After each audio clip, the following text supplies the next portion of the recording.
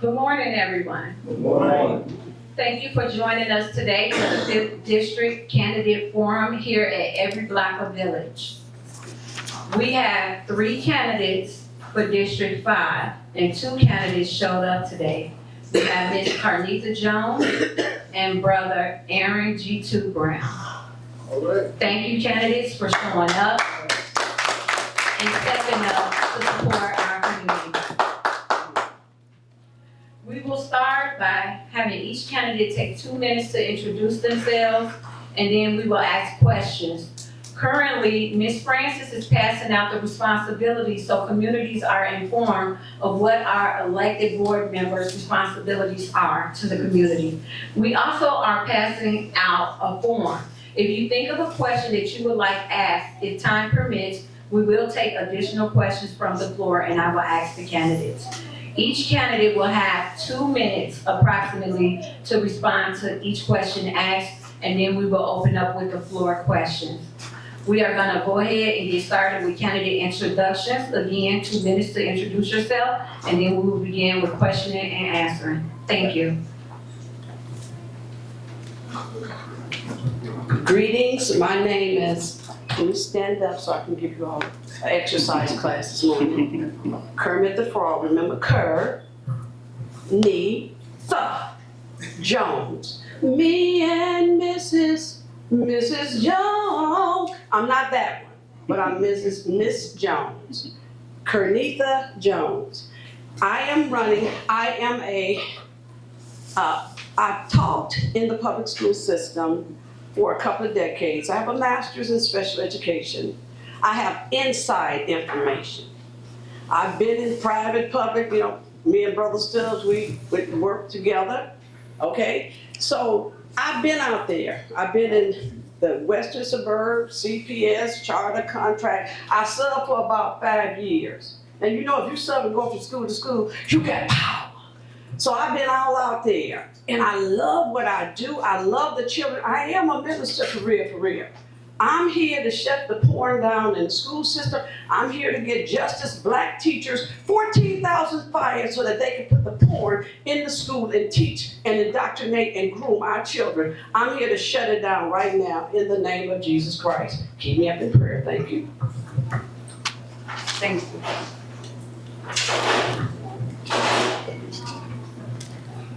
Good morning, sisters and brothers.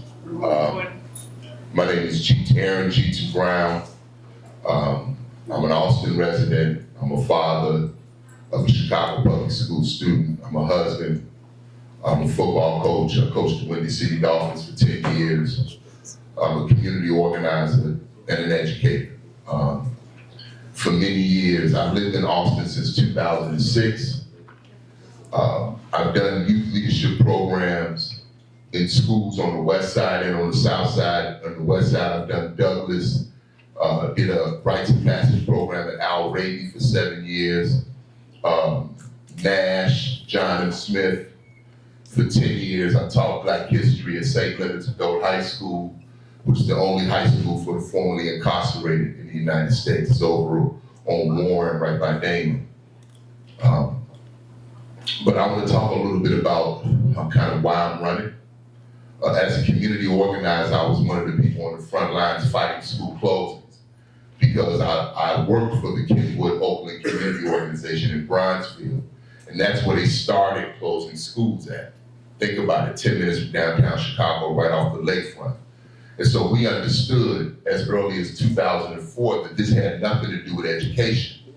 This was all about removing Black people from the city of Chicago, starve our neighborhood schools, pull all the top performing students out of our schools by creating all these selective enrollment schools, and then going after our schools with punitive policies while ignoring the inequity that exists in Chicago public schools. Sort of like that's how it is. So I've devoted my life to standing up for young people, to standing up and organizing people in our communities to win and defeat people who believe that they're powerful, but they're really privileged. One of the most well-known fights I was a part of was the fight to save Dyett High School. Dyett High School is on 51st Street, and I will share this with you, what I want to do at the fight for diet. We built a community plan for diet at 6 of his feeder schools, even though they were starving in this school. And the plan was so good that the American Education Research Association said it was the best academic plan they'd ever seen. But Rahm Emanuel wanted to close the school because that's where they wanted to put the Obama Presidential Center. We won that fight. We made them put $16 million in new investments in diet. It's the first closed school ever reopened as a neighborhood school based off a community plan. And that same type of envisioning we did with diet, I want to do with you for the entire West Side. Praise All the Lord. right. Thank you.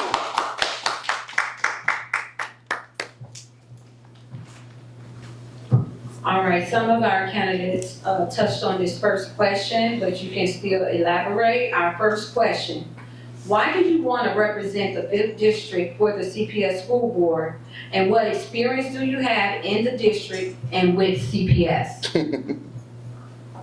So for our time, it's 2 minutes. Yes, sir. For the response. And we're gonna Thank you. start with Mr. Brown this time. Thank you. We're gonna alternate. So I was a part of the fight to win an elected representative school board because we realized as long as the school board was appointed by the mayor, we didn't have a shot. So I started an organization called Communities Organized for Democracy and Education in 2014. And we did 2 referendums that said that 88% of Chicago wanted an elected school board. Why do I want to serve? Because I don't value any of their trinkets. I don't want to be on the inside. I want to be a force for change. I am an organizer. I have organized with people in my community and beat powerful interests. I was a part of the organizing that saved, let me be honest, I formed the Chicago Health Equity Coalition that saved Mercy Hospital during the pandemic. You all remember when they were trying to close Mercy Hospital? And we beat a $13 billion healthcare conglomerate. I'm a warrior. I've been taught by men and women from the Black Power movement. That's how I move. It's not because it's me, it's because I've been taught by the best. Chicago public schools cannot be tweaked, they must be transformed. There's no reason that a school like Austin only has 100 and something babies in it, and Douglas has 35 children in it. That was not a natural occurrence, that was done to us. Yes. And we have to have people on the board with the courage and the clarity to look at our children through a lens of love. Not through a lens of greed, not through a weak spine that will sell our children out at every turn. And I give you my word, that's not what I'm about. Oh my God, I'm over here clapping for him. Amen. Oh, this man is on it. I'm running for the school board because I am a teacher also. I have an insight on what's going on. And I see how they're transgendering our children, how they're grooming them, how they've stripped the parental rights, how they've stripped the education like my brother's saying here. I'm here to expose what the enemy is doing in the school system and to change it, to put in demands that they must remove the comprehensive sex porn. Right now I call it, instead of Chicago Public School, is child porn system. So we're fighting to have the pornography removed, the phonics placed back in the school system. You can have the most beautiful schools there, but if you don't go to the foundation and our scores do not go up, we're still ineffective. So we're here now to guarantee that every child, the phonics is placed back in the schools, in preschool and in kindergarten. We're here to guarantee that the Black teachers are placed back in the school system because it's been proven that Black students and all students do better under Black teachers, especially Black male teachers, and those are the main ones they fire. So we're here to put the education back in education. We're here to put justice back in the school system, and we're here to get equity and justice for all of our children. So with that, that's one reason, that's the main reason why I'm running, to get education back in, the porn back out, Black teachers back in, and education for all of our children. And we are fighting to raise the score. Presently, over 90% of our children can't do math, and 80-something, approximately 85% can't read. And it's not that our children have a problem. The only problem is they're in a failed school system. So we're saying we're going to get it right or we're going to shut it down. That's it. Thank you so much. Thank you. Have you or your children attended private or charter schools in the city? If so, what factors influence the school choice for your family?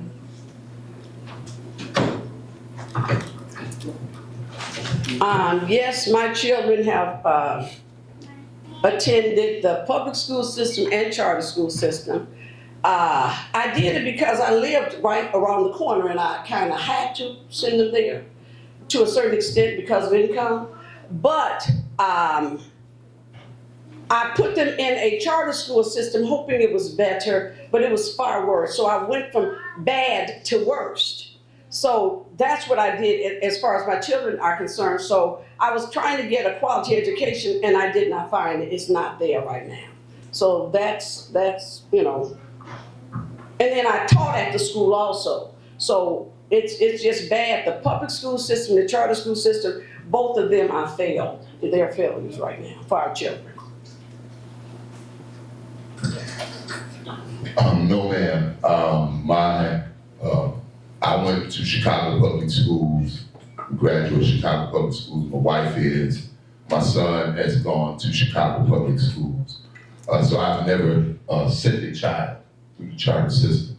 I will say, sort of my job is I'm the national director of a group called the Journey for Justice Alliance. It's a national organization of community-based groups in 40 cities around the country.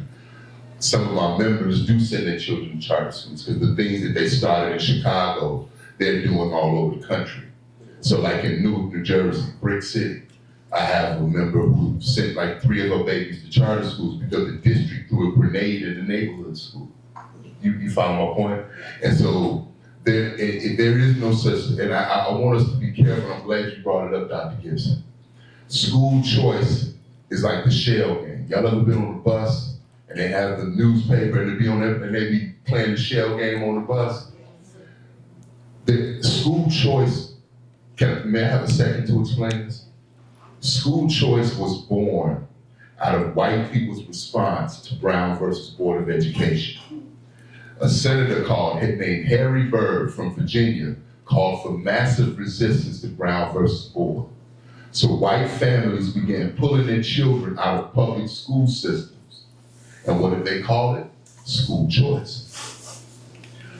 School choice is a marketing term. I've never heard in my years of organizing, I've never heard parents say, I want different schools. I've heard parents say, we want small class sizes, we want technology. The issue is equity.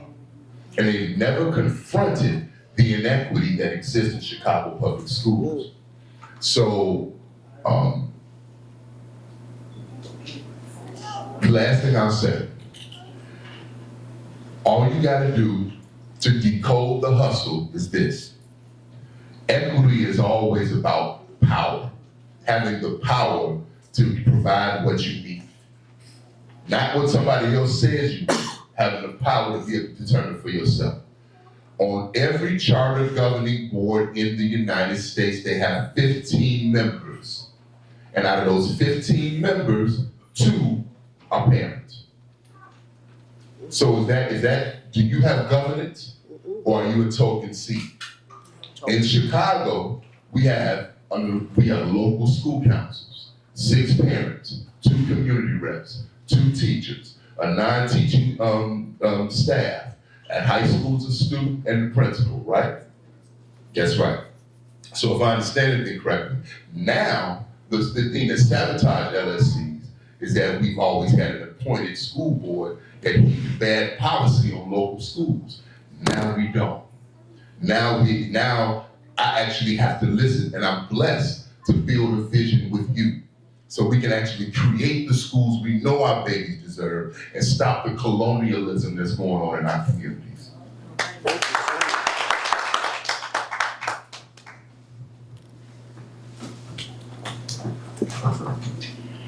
If elected, what will your first priorities be for 5th District schools? That's my follow-up question.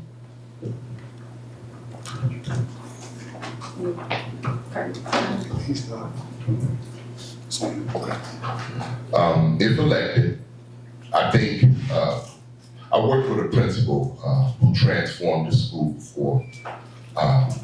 And she told me when I came here, for the first 6 weeks, all I did was listen, observe, and learn. And I believe as a school board member, the first thing we need to do is do a real assessment of the situation in 5th District schools. Because you're gonna have some schools like in Austin where you have a lot of low enrollment, right? But then you're gonna have some schools in other areas close to the West Loop that are not in the same condition that the schools are in our community.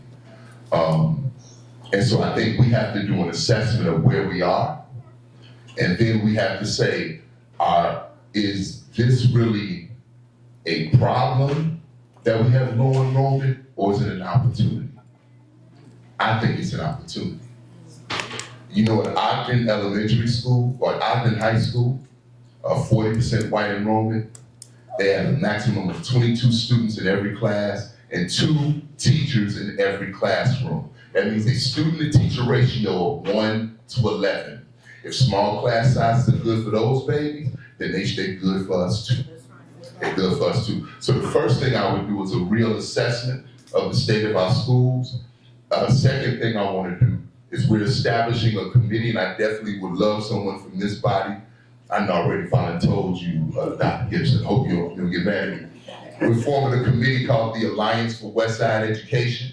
And what we're gonna do is we're gonna become experts on sustainable community schools. Brother, I would love for you to be on it, because I want us to reimagine what to do with Austin, what to do with Douglas. We should not be giving Douglas over to that private school that's trying to create a high school for their white voucher school. No, that's colonialism. That's colonial. And excuse me, I get, Ms. Reed, excuse me, but I get angry. I'm back here angry too, brother. I get angry when I think about how people come in our community and they take our institutions. Yes. That's the problem in our community. I'm 58 years old. I remember when the man that owned the gas station looked like us. I remember it. Wasn't no corner. Y'all know what I'm talking about? We have ceded control of our community to outside forces. So to me, that's the biggest issue. If we don't run it, it ain't for us. If we don't run it, it ain't for us. Oh, I'm too busy cheering him. Okay. Amen. The first thing we have to guarantee that you can throw all the money at the school system you want to, but if you don't go to the foundation, the teachers they're hiring in the school system, if your system is 45% black and you got 3% black teachers, you failed right there. You cannot make people love your children. So you have to have people first. We want equal representation of teachers in our schools. That's it. I'm seeing people throwing all kind of money at crooks and criminals that don't mean no good for our children, and they know it. It's like the police department. All in my community, all white. The only ones going to jail, all black. I got a problem with that. The same, the school to prison pipeline. I'm done with that. The foundation first guaranteed that we got black teachers up in there with them black babies, and we need black men.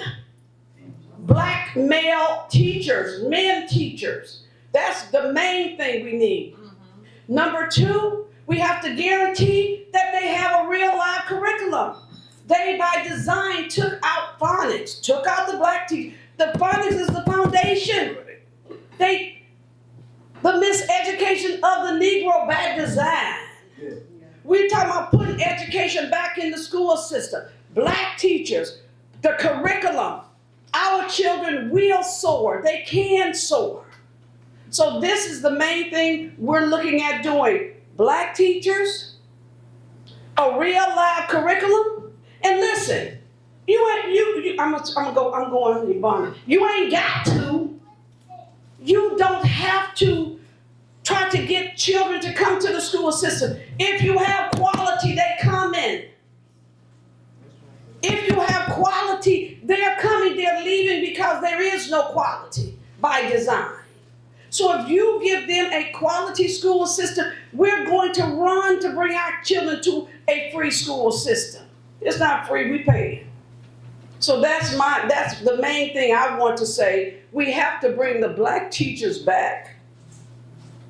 We have to bring the black males back, the black men back. And we have to bring a curriculum back and get everybody else out. Amen. I want to thank the candidates for coming. And I also want to present you with this agenda that was put together by every block and village. Yes, ma'am. With proof facts. Anyone else that wants a copy, you can have a copy. Oh. I also want to give the members a copy of early voting with the locations and November the 5th, Saturday morning. All right, we apologize that we didn't have agenda beforehand, to give you all, but we thank each candidate for coming, for sharing your views and your voices, and being visible in our community. Can we give them a round of applause?